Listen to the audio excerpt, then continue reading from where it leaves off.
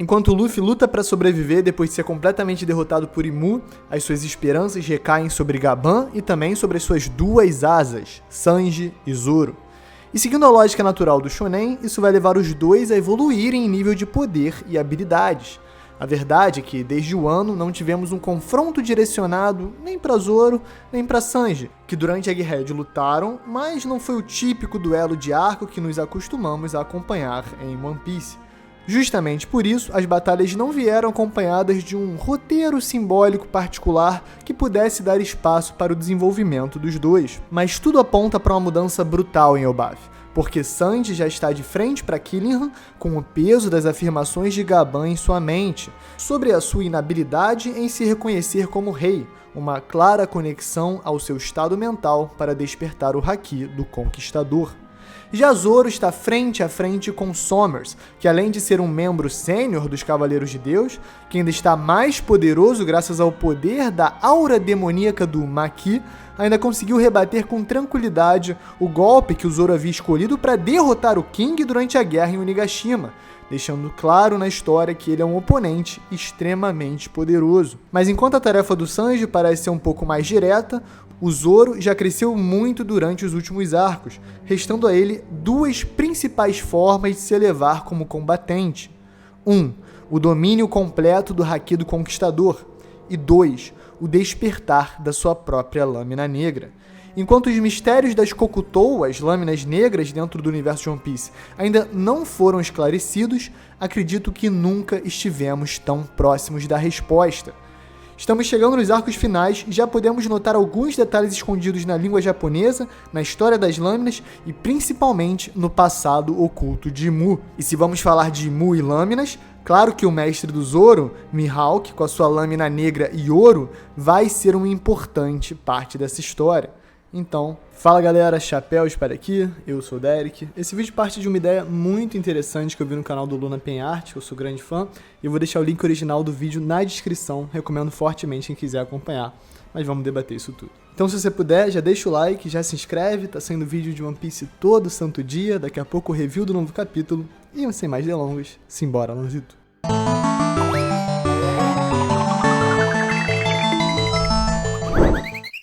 No capítulo 1189, Sommers deixou claro que as 19 espadas foram fincadas pelos reis da Aliança do Governo Mundial perante o trono vazio, agora se tornaram verdadeiras armas de guerra nas mãos do Rei do Mundo.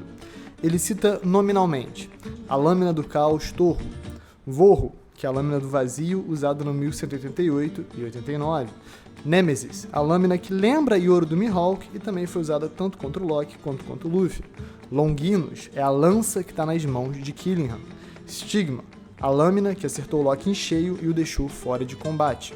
Além de, por último, e parte do tema desse vídeo, a Muramasa. E é aqui que o nosso fio de novelo começa a se desenrolar.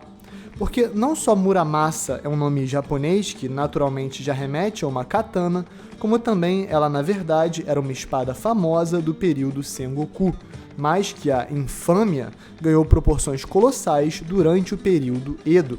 E o motivo é bem interessante e vocês vão notar que tem tudo a ver com o Zoro. No capítulo 97, procurando uma nova espada em Logtown, o nosso espadachim acaba esbarrando com uma lâmina que introduz uma nova categoria para o leitor de One Piece.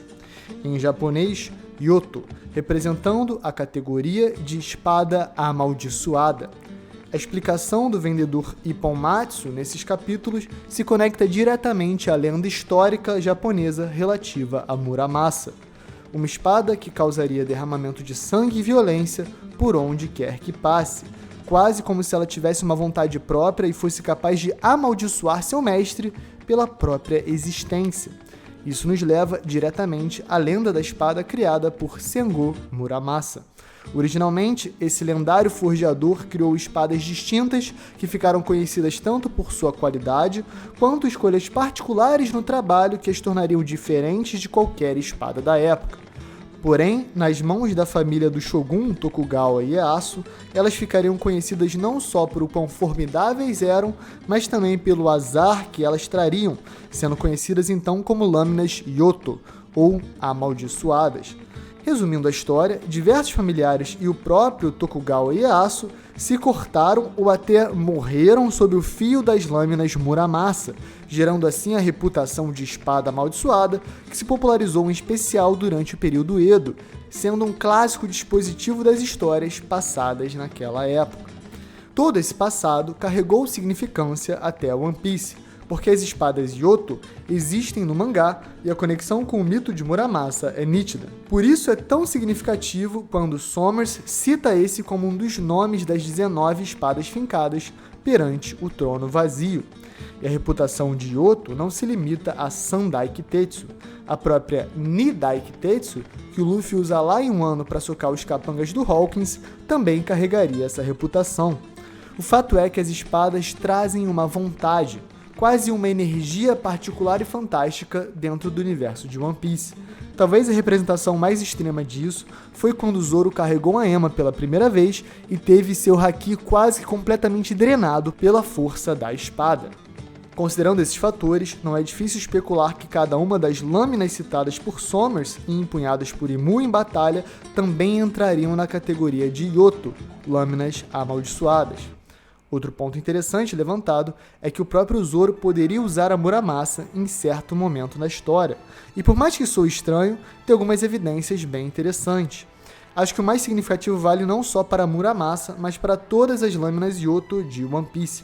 No capítulo 1033, o Zoro está lutando contra o King e passando muita dificuldade.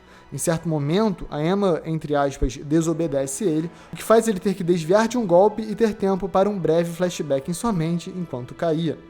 Ele estava fascinado com a ideia de que uma espada como a Wado Ichimonde tinha acabado no East Blue, o que o levou a lembrar do avô da Kuina, o mestre forjador Shimotsuki Kozaburo. É nesse flashback que as palavras desse sábio de Wano marcam o que podemos entender sobre as espadas do universo de One Piece. Cada lâmina é como uma pessoa, carregando uma disposição única. Um espadachim é aquele que doma a natureza selvagem de uma espada, acurvando as suas vontades. O ancião continua com a sua sabedoria, dizendo que é uma piada considerar espadas mortais como amaldiçoadas.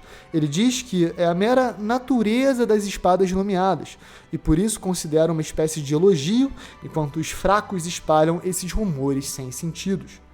Portanto, é como se as espadas amaldiçoadas não realmente existissem.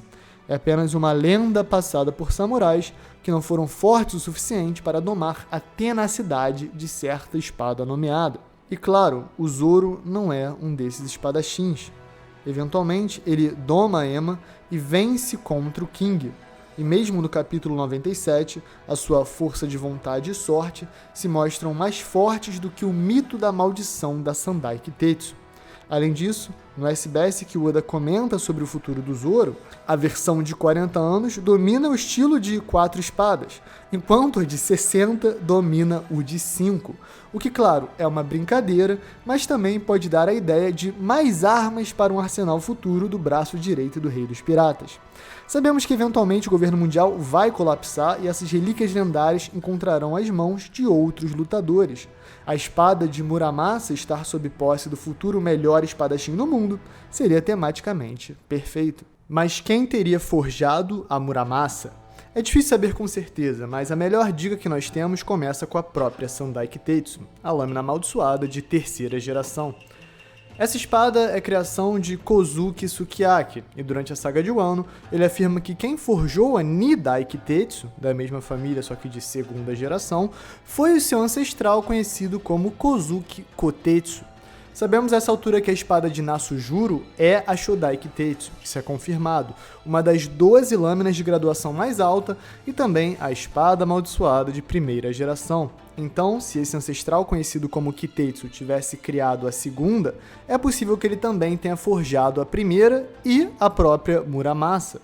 Isso conectaria mais uma lâmina à família Kozuki e também conectaria ao discurso de Shimotsuki Kozaburo, dizendo que a própria ideia de lâminas amaldiçoadas é simplesmente um mito propagado pelos menos habilidosos. O curioso é que o kanji de Yo em Yoto é o mesmo que em Yokai, os monstros da mitologia nipônica. E como Sabo diz perante ao trono vazio em Marijoá, no capítulo 1085, o inferno se localiza no topo do mundo.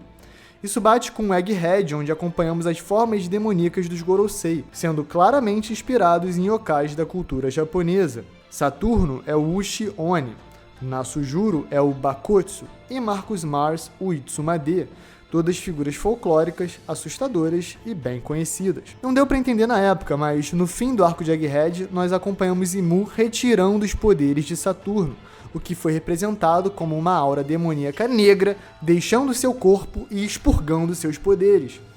Agora já podemos entender que essa mesma aura se chama Maki, que é o poder centrado nas mãos de Imu e também como ele é representado.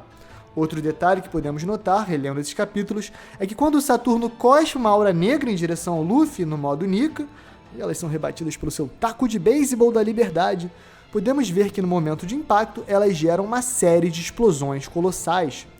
Claro que isso é para efeito cômico, mas eu acredito que o Oda está sempre trabalhando em vários níveis, porque essa natureza é extremamente parecida com como as bolas de Maki que o Imu usa em Elbaf se comportam. Quando atingem os alvos, elas geram grandes explosões, ou seja, os anciões estavam sob o efeito de Maki. Então, voltando para os acontecimentos atuais, já sabemos o caminho de cada personagem. Gaban vai lutar para resgatar o Luffy e tentar ganhar o máximo de tempo possível contra Imu. Sanji precisa domar seus próprios pensamentos limitantes para atingir o nível do Haki do Conquistador, enquanto Zoro também precisa dominar o seu próprio Haki. Mas e as lâminas negras?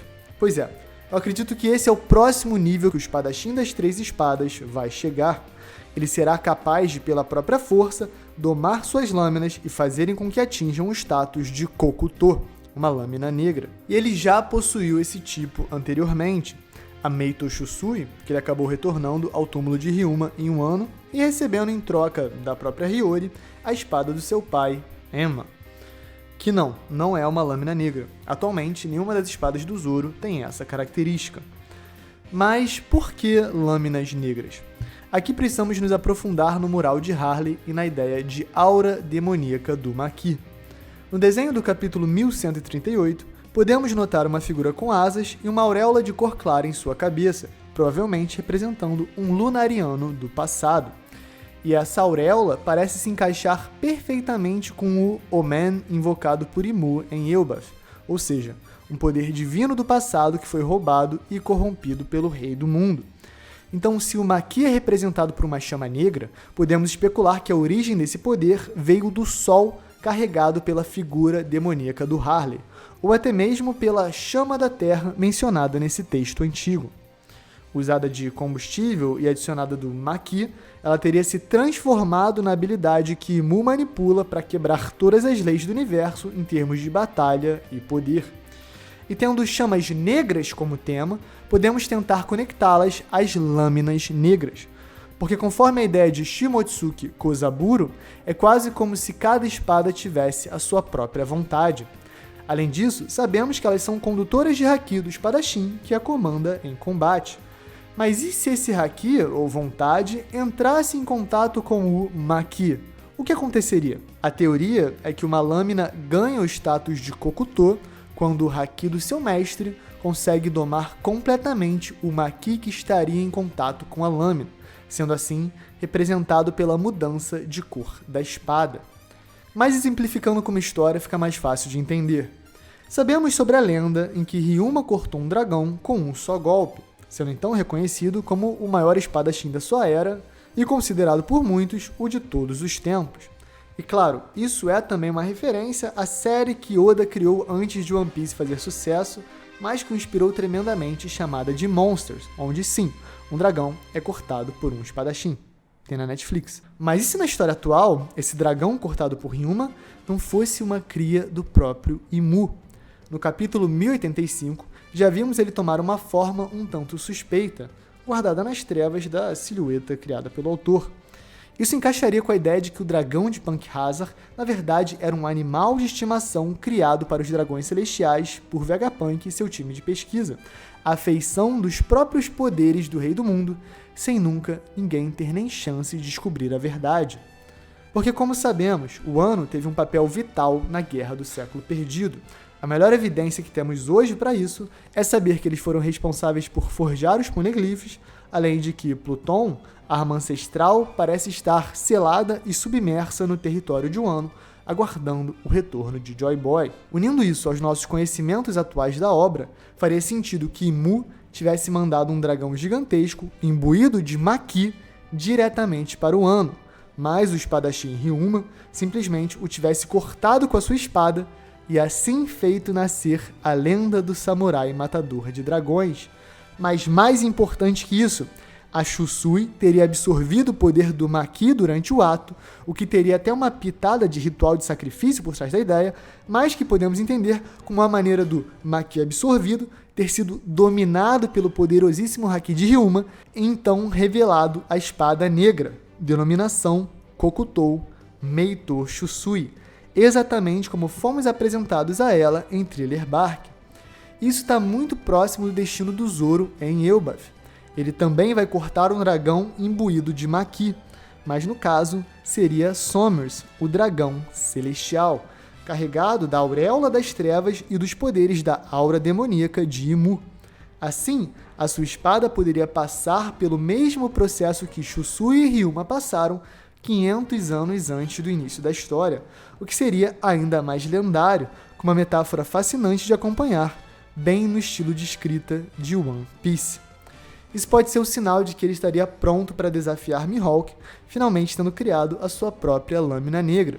Sabendo todos os mistérios envolvendo o maior espadachim do mundo, imaginamos que a Yoro, a sua espada, é uma peça enorme desse quebra-cabeça, que pode revelar desde a sua infância e treinamento até supostamente a sua origem como dragão celestial. Mas vamos deixar essa na gaveta por enquanto. Se estiverem interessados em uma possível teoria sobre como Mihawk conseguiu sua lâmina negra e o que estaria por trás da sua infância, comenta aí. Então, galera, esse foi o vídeo. Deixa o like, se inscreve. Checa os links na descrição porque tem mais ideias interessantes no vídeo do Luna Penart. E muito obrigado por terem chegado até aqui. É isso, galera. Valeu! Pode, para, é secreto. Tô indo jogar bola e já meti um golaço. Que, de novo, foi sem querer. Meu pulso não tá mal, né? Tá ok, estruturalmente, mas tá doendo ainda. Vou falar que não posso agarrar, né? O da gênio, sempre. E, de resto, é isso, galera. Vai dar tudo certo sempre. Só uma mensagem positiva aí pra todo mundo. Obrigado por acompanhar até aqui. Pode parecer secreto. Out. Valeu!